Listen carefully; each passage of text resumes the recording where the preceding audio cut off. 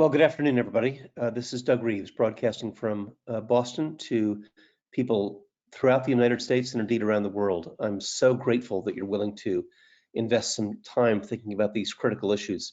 I know that many of you are thinking about issues such as feeding children and keeping them safe and taking care of their parents. I've been in touch personally this week with teachers and school leaders who have students who have lost parents and grandparents. So I know what a traumatizing time this is. And so I hope it doesn't seem too trivial to you to think about some of these basic issues of feeding and of feedback and grading. But that is also part of what is occupying a lot of the headspace of our students and our parents. So I want you to know that the difficulties that you are facing, we will endure together. We will get through together. If you have not listened to Queen Elizabeth's speech, please do so. She is precisely the sort of thoughtful, resolute voice that we need right now, and I've listened to her many times in the last couple of days. So let us get to work. With a couple of caveats, if you haven't downloaded the handout for today, you can get it on your webinar screen. If you don't navigate to the webinar screen, or maybe you're not even on this screen, all you have to do is email or text me. I've been making myself available 24/7 to leaders around the world. So if you have any difficulty at all getting the information that you need, I'm going to say this a couple of times slowly, so write it down. My personal telephone number and text number, 781-710-9633. That's 781-710-9633. And I promise you, even if I've never met you before in the world, I will respond to you as if you were the superintendent of the largest system in the United States of the world. So let's get to work. Here we go. Here's the protocols. You can stop me anytime with questions. We have a lot of people, more than 1,000 participants registered. So I can't necessarily say that I'll respond to you right now in real time, but I do promise you that I will get you an individual response. So all you have to do is use the question function or chat function, or as I said a minute ago, you can text me directly. You will get a personal and individualized response. There is nobody who is ineligible for that. So whether you're a parent or a board member or a teacher, a superintendent, you're going to get my personal attention. So here's the big ideas that I want to make sure we cover today. The fundamentals of effective feedback and grading. We know that feedback is one of the most powerful tools in the toolbox of teachers, but it's only true if it works, only true if it's accurate. So we'll talk about the fundamentals. Then we're going to get down to the particulars. The pain points of feedback and grading, particularly right now. If you're the parent, and I've spoken to a bunch of them, of an 11th or 12th grade student, you're thinking about scholarships. You're thinking about college admissions. So let's think about those pain points and how do we get past them. The essential requirements for a transcript. We still have to have transcripts. It's not enough to say school's out for summer. We still have to get transcripts done. The challenges of pass-fail systems. I know a lot of people, and you've sent me already, excuse me, already a number of questions about pass-fail, and I want to address those as candidly and bluntly as I can about pass-fail versus letter grades. Some people say, wouldn't the world be a better place without transcripts? I can tell you that's not what I hear parents saying. That's not what I hear high school students saying. I'm going to talk about some immediate fixes that we can address right now for electronic grading systems. These electronic grading systems have plagued us for years. Now is the time to fix those. And we have to unplug some of the defaults that they have, or they will really do inadvertent damage to our students. We'll talk about the 3 C's of collaborating with parents, communities, and faculty members. And then let's think right now about the plan for recovery. I know that may seem odd in the very depth of this crisis to say, how can we think about recovery now when we're still having lots of deaths? Friends, I'm telling you, now is the time to plan for recovery. So let's get to work. Whoops. So I want to offer some support to schools. I mentioned to you that I had been dealing with people who are dealing with grief of loss of parents and grandparents. So my colleague, Dr. David Gleason, who is a internationally renowned psychotherapist, has agreed to make online therapy sessions for students and parents available for free. If that would be helpful to you, all you have to do is to use the email that you see in front of you, service@creativeleadership.net. That's service@creativeleadership.net. Dr. Gleason's time and resources are not unlimited, but I think it is just incredibly generous of him to do this. And literally, he is not just doing this in the United States, but in my conversation with him yesterday, he's offering this in the Middle East, in Africa, in Asia. That's the kind of quality person he is. And if we can offer grief support to your students and parents, we want to do that. Writing and reflection. I'm helping a group of people who are dealing with working through these issues by writing, which I think is a very thoughtful and therapeutic thing to do. You can find more at marshwriters.org. It's free, and all we want to do is offer support, writers encouraging writers. And of course, leadership support. One-to-one leadership support to leaders around the world. You see my email up there, douglas.reeves@creativeleadership.net. I'm not saying I've got all the answers. I'm just offering to be a sounding board because if ever there were a time to refine and focus strategic plans, this is it. So it's douglas.reeves@creativeleadership.net. Again, we're not trying to sell anything. All these things are free. So I need to stop talking and start listening for a change and ask you to tell me what your greatest concerns are about feedback and grading in a virtual environment. We're going to do this about 5 times in this webinar. Each time I'll give you 2 minutes to respond. You can use the question function, the chat function, or you can use the text that you see before you, 781-710-9633. I'll be back in 2 minutes.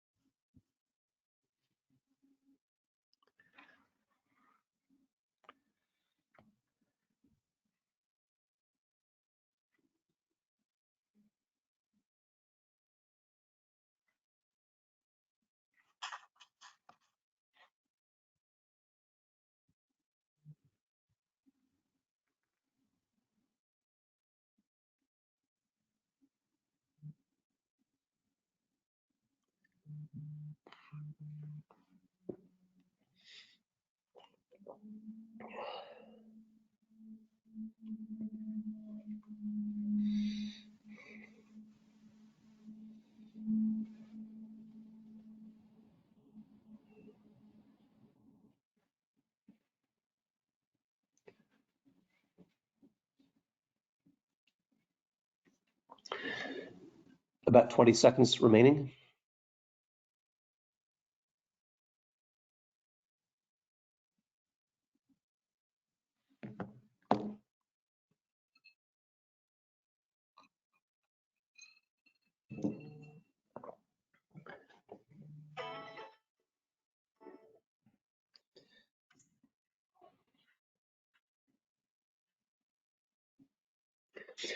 Okay, friends, we are back. several major themes emerged from the many dozens of questions that you've sent in. The number one issue is equity. And I want to acknowledge that that is a huge issue. And there, around the country right now, are two different ways of approaching that. One, let me get back to my screen here, sorry.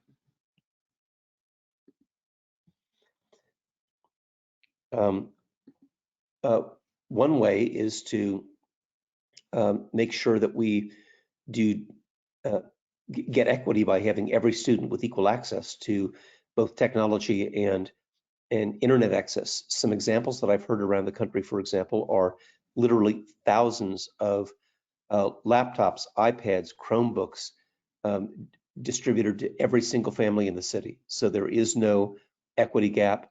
And one of the most creative things that I heard is to repurpose school buses to be internet access sites. So they've put hotspots onto school buses. School buses are parked all around the city, including in rural areas, so that everybody has access to both not only the hardware, but also the internet access to make it happen. I know that's not a perfect response, and I know that different students have different levels of facility with using computers, but that's one way of responding to equity. I think a less helpful way is to say, well, if everybody can't have it, then nobody will have it.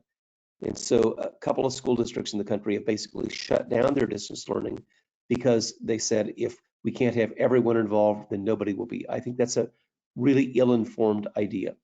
One part of my background that many of you may not know about is that I worked a lot in Zambia as a volunteer. And one of the things we learned in Zambia was the value of what we call dumb phones. You know, everybody likes to talk about smartphones.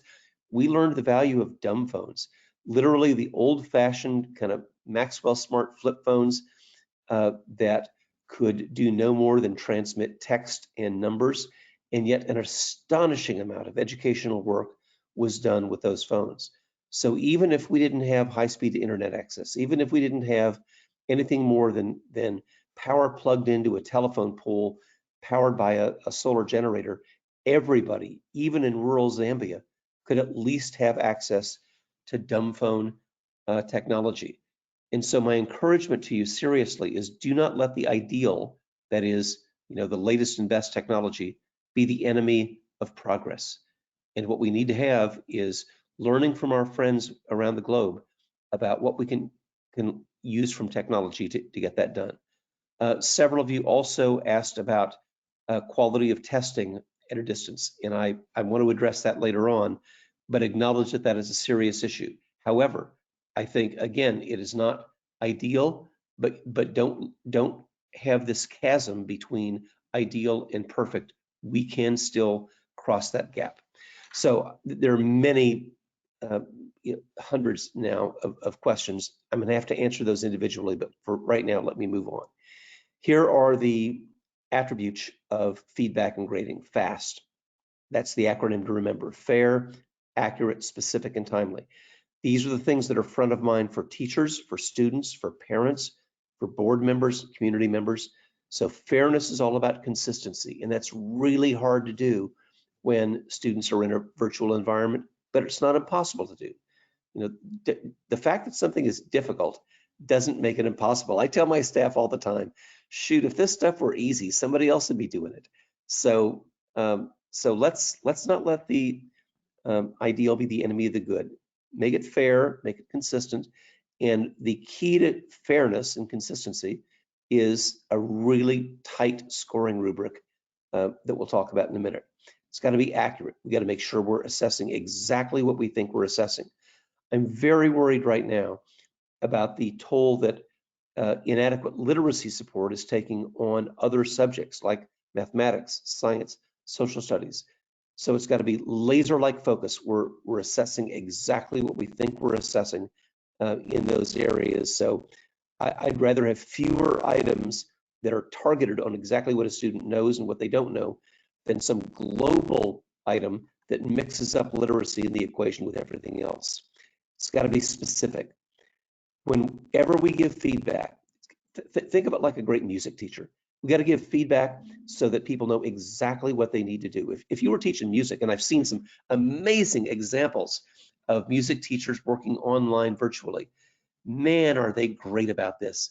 Higher, lower, louder, softer, faster, slower, very specific feedback. That's what we need to do in math classes, in literacy classes, in science classes, that level of specificity that helps students get better. And of course, it's got to be timely. One of the things that I worry about is teachers just being burdened with a ton of stuff that they're supposed to grade. Weeks will go by before students get feedback. Don't do that. Have tiny little 3 and 4 item assessments that you can give feedback the same day, ideally maybe the same hour, so that students know exactly what they're supposed to do. So fair, accurate, specific, timely, that's our guidelines. So let's think about what students and parents need. The pain point around the country right now, is for high school juniors and seniors who are applying for scholarships and applying for college. They need transcripts. Please do not be seduced by the fact that it would be easy just to say, hey, just do pass fail. When they're competing for scholarships and college admissions, they need a transcript. They need A, B, C, D, F grading.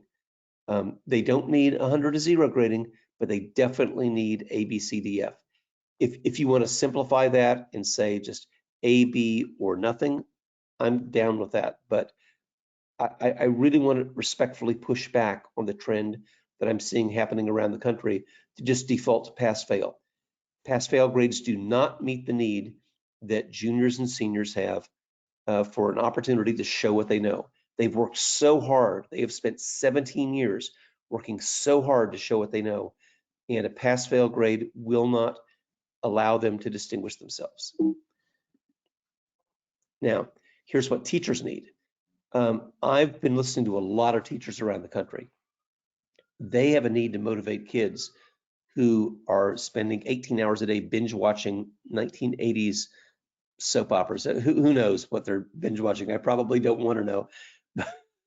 But right now, I can tell you that teachers want to motivate students. They want to engage them. They want to demand that they do their best work. I'll give you a great example of what I've seen some teachers do. They are challenging students to start community online newspapers about their neighborhood, about their friends, about their groups, writing in thoughtful, deliberate, nonfiction ways about what's going on at home and what's going on in their neighborhood. That's the kind of thing that kids can do that is way beyond just saying, gee, I didn't flunk, so I guess I'm okay. Now I can go back to binge watching. I want these students to be totally engaged, and that's what teachers want too. And these teachers are beating their brains out. They're working so hard. And I know everybody wants to have a ticker tape parade for nurses and doctors, me too, but we better have a ticker tape parade for teachers who are working 80 hours a week too. And also we want to have teachers move students to the next level of learning. I'm trying to think several chess moves ahead. What about next year's AP classes? What about next year's advanced classes? What about next year's most engaging students, as well as kids who need remediation? So let's think about this from the point of view of parents and teachers and students. So again, I'm going to stop, listen to you. The greatest needs for teachers about feedback and grading. I'll give you 2 minutes and then come back.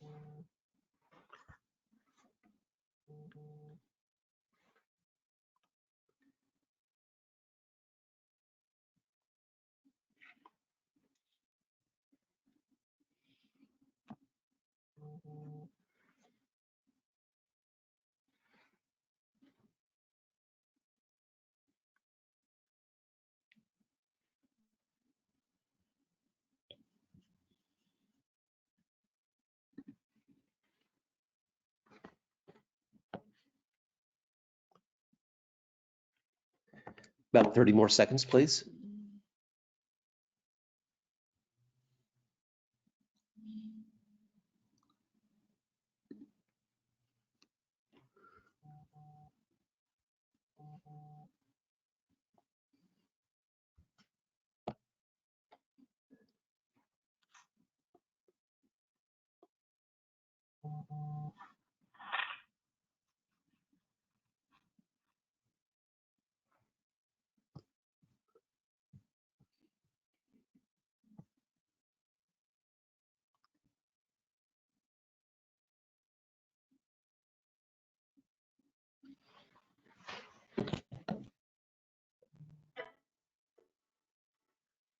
And we are back to large group.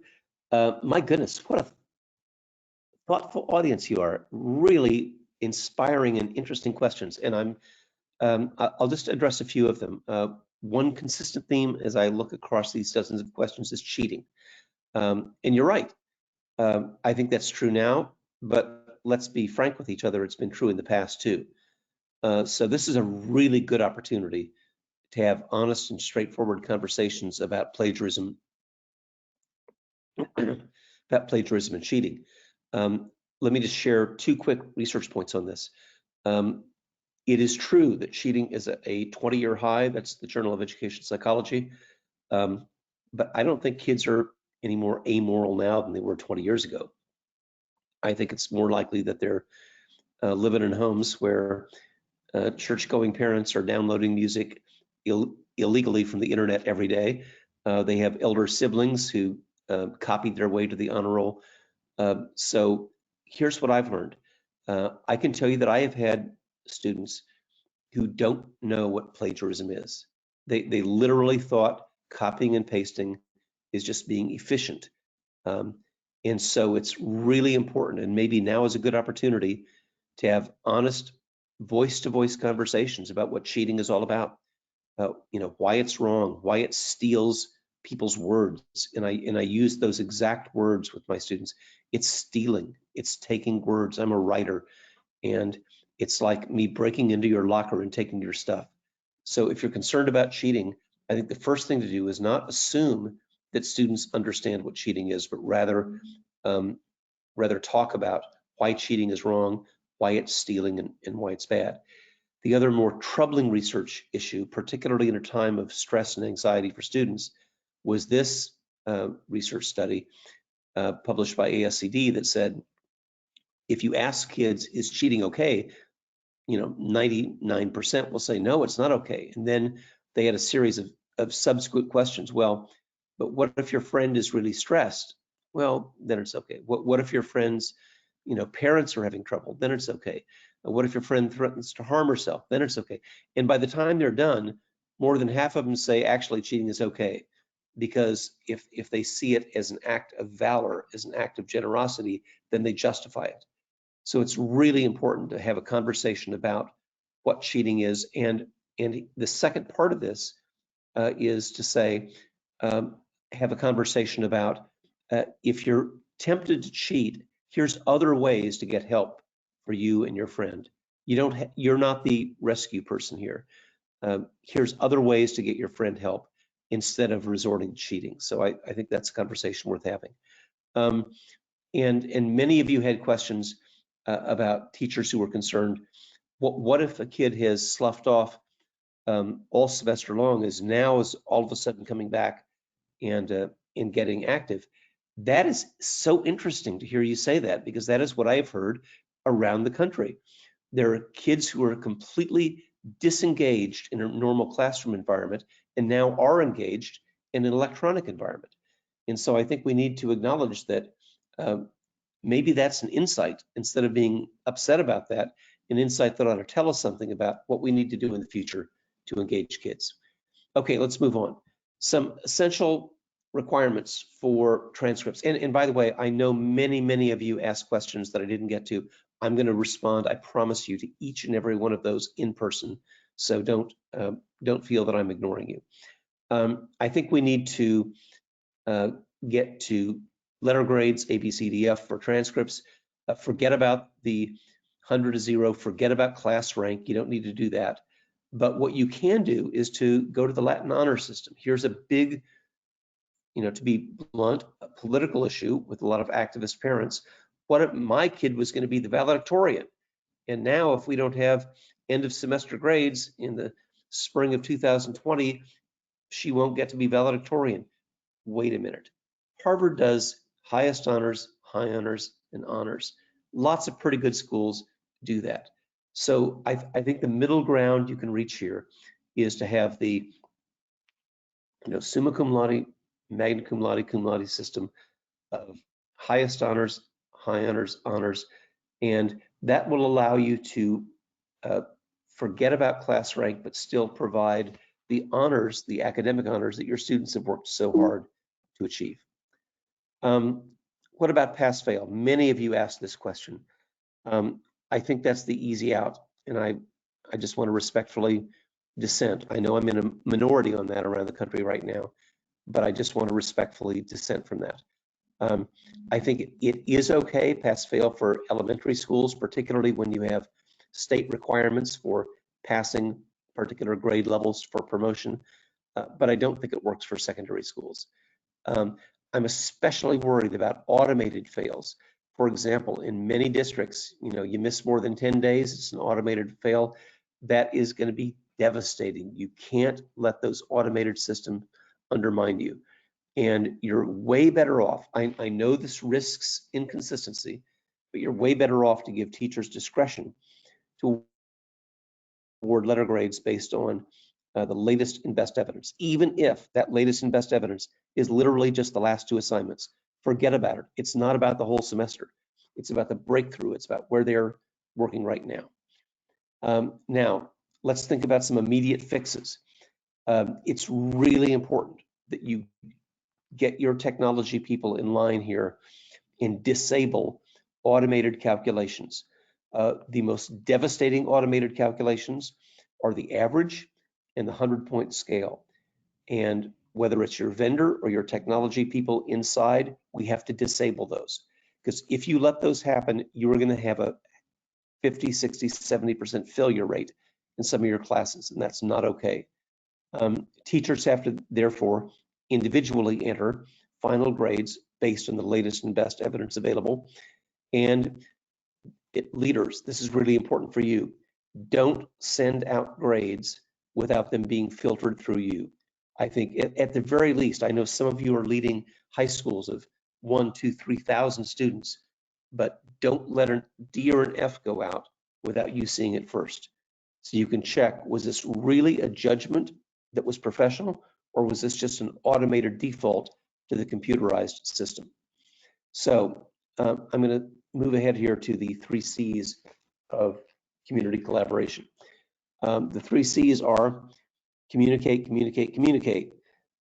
It's really important about what will not change. I think our parents need to hear, our board members need to hear that we're still going to have the things that are really important in terms of keeping the ship straight, and that is report cards and transcripts. If people think that it's all fruit basket upset, then that uncertainty and fear will undermine you.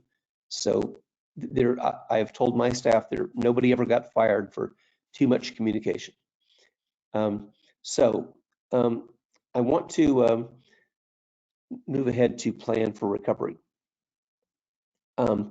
Here are some things, and I hope this doesn't sound insensitive. My gosh, I feel almost guilty about raising this, but if I don't, I'll feel more guilty 2 months from now.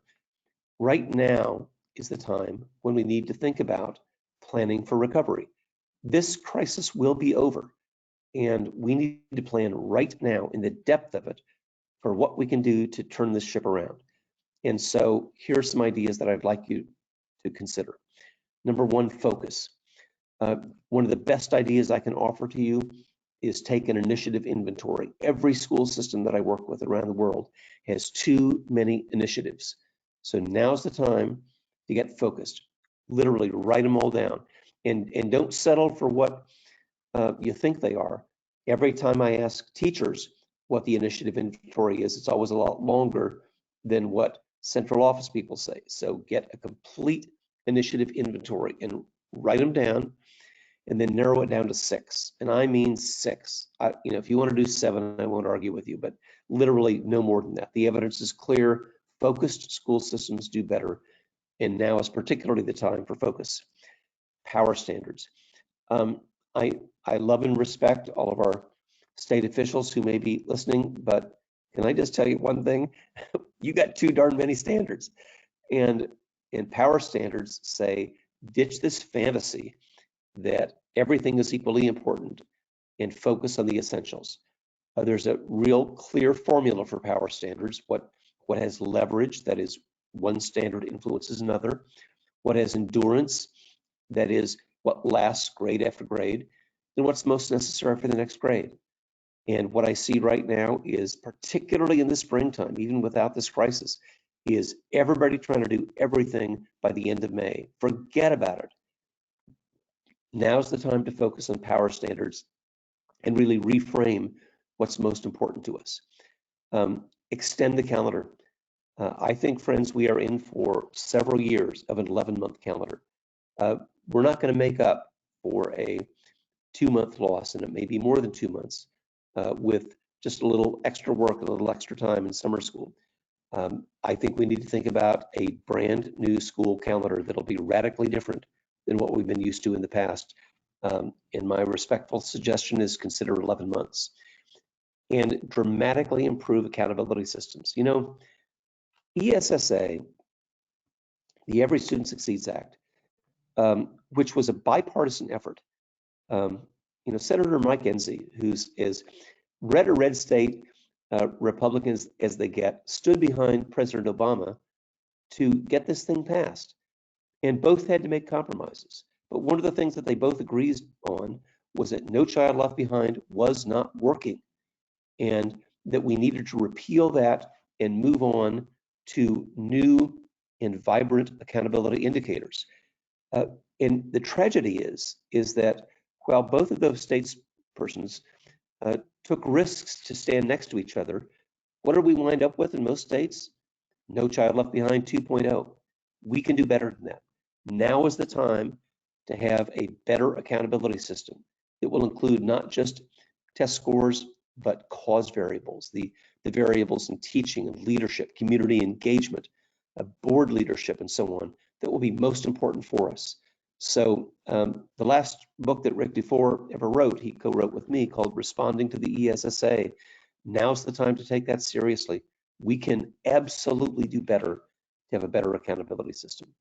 So I want to skip to that and go to some of the questions that you raised, and then I'll give you one more opportunity for questions. You asked, is it possible to administer a valid and reliable summative assessment via distance learning?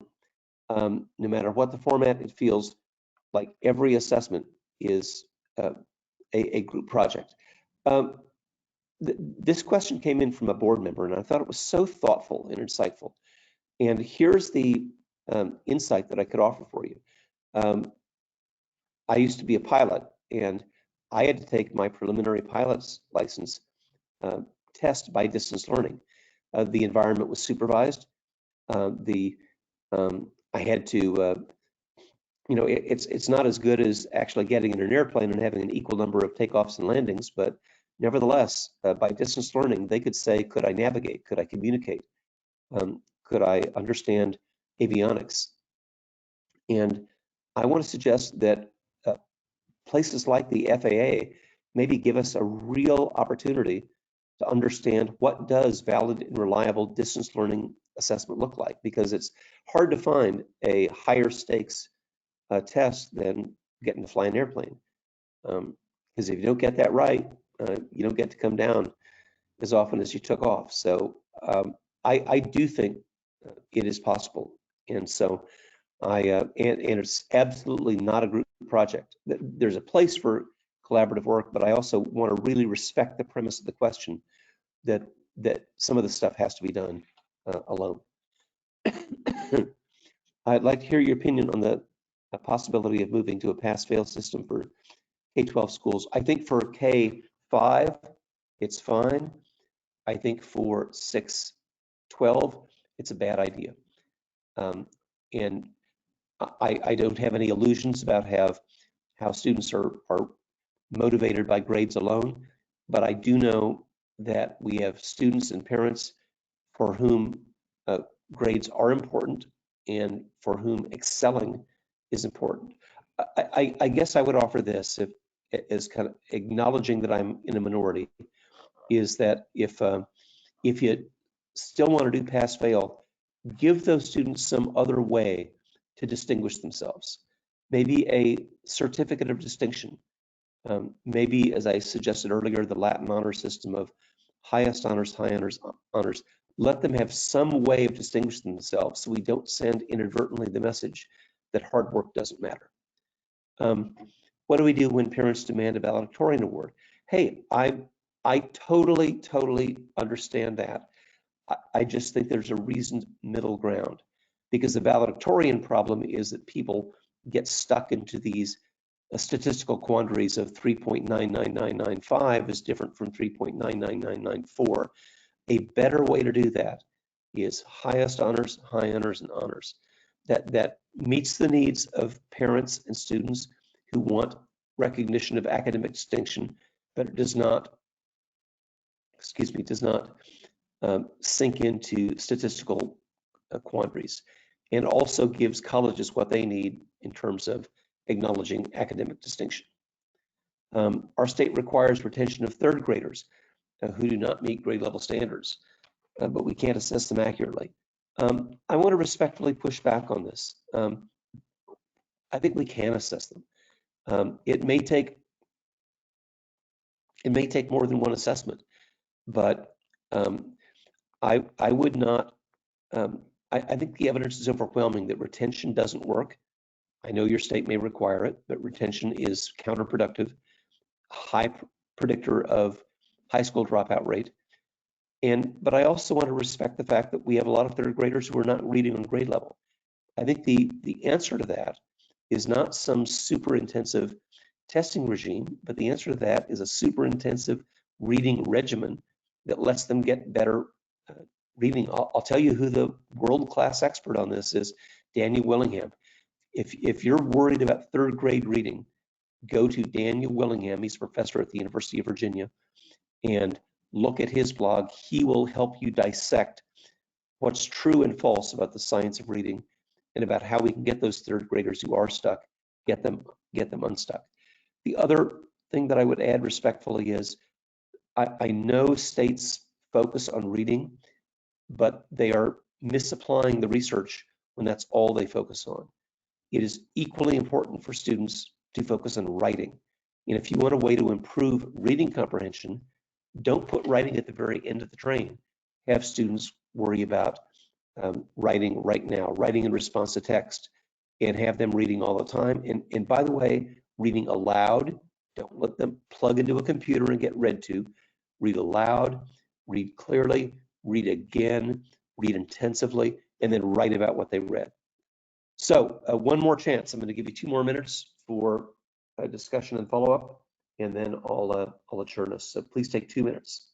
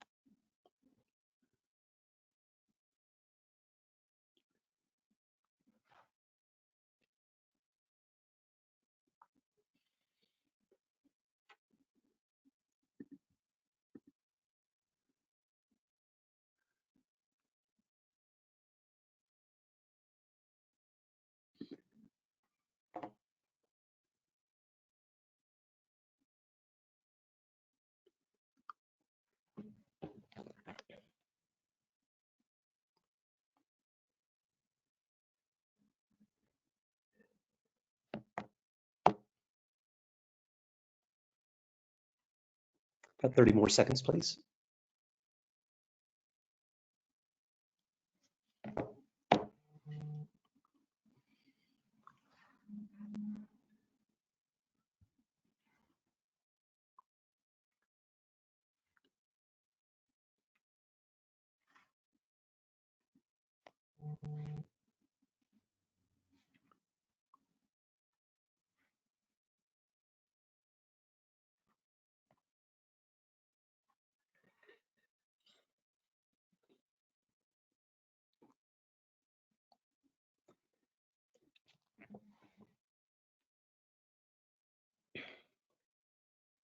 And back to large group. A few questions that I want to address before we conclude. One of you asked about Professor Willingham. It's just like it sounded, Willingham, Daniel Willingham. I think he is the foremost literacy researcher in the United States right now, and really a thoughtful guy and a great person. So I can't strongly enough encourage his work. Secondly, you asked about blending different grading systems where you have numerical and letter grades. I'm a real old-fashioned person on this. I think we go back to what America's had for 400 years of public education: A, B, C, D, F. A is a 4, B is a 3, C is a 2, D is a 1, F is a 0. That's it. You don't need 100 to 0. You don't need all these other complicated things. Just A, B, C, D, F, 4, 3, 2, 1, 0. It's a very easy equation to make. You asked about the research on retention. The leading scholar on this is Professor Linda Darling-Hammond of Stanford. And I mean, I'm sure she's not the only one, but I find her work stunningly clear and effective. So it's Darling-Hammond, Linda Darling-Hammond, and her work on retention, I think, is definitive. And of course, I'm also happy to dig up more research for you as well. I will tell you that I'm always happy to go dueling research studies with people, but you want to know what I've learned? You know, research and evidence doesn't always persuade people when their mind is already made up. So another alternative is to say, what is our decision structure? That is, so what would the alternatives be if instead of retaining students, what else would we do? What would we intervene? And maybe this will be the idea that I would leave you with.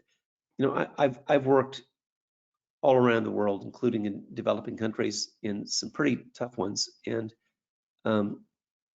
yet, you know, when people are committed, those kids can succeed no matter how dire their economic and health circumstances are.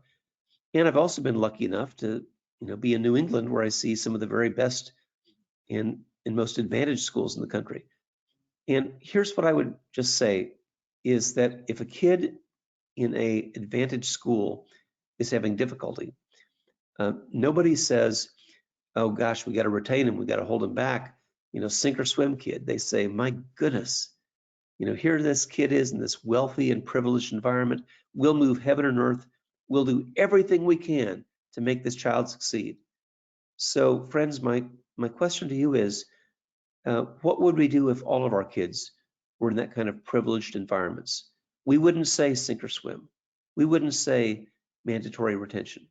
We'd say we will move heaven and earth and do whatever we need to do to help those children succeed. You have been incredibly kind to listen to me. I know there are hundreds of questions that I have not gotten to, but I'm going to make this solemn commitment. I'm going to get to each one of these and give you a personal response. And in the meantime, you have my personal cell phone number, and I want you to regard me and my colleagues as a resource. I already mentioned that my colleague, Dr. David Gleason, is doing grief counseling. There may be other things in terms of strategy and leadership support that I can do. Certainly my other colleagues, Dr. Dubeck and Lisa Almeida and others, can help on power standards. We'll do whatever we need to do to help you. That is our commitment right now, and we're going to get through this. Have a great rest of the day, everybody.